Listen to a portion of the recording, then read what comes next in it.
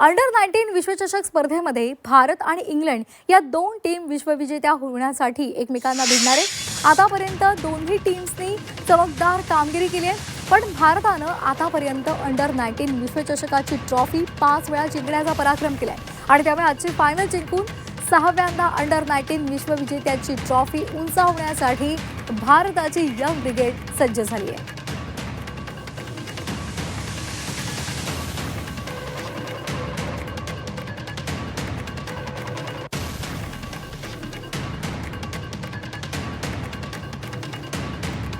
तर अंडर 19 विश्वचषक स्पर्धेमध्ये भारत आणि इंग्लंड या दोन टीम्स विश्वविजेता होण्यासाठी आज एकमेकांमध्ये भिडणार आहे।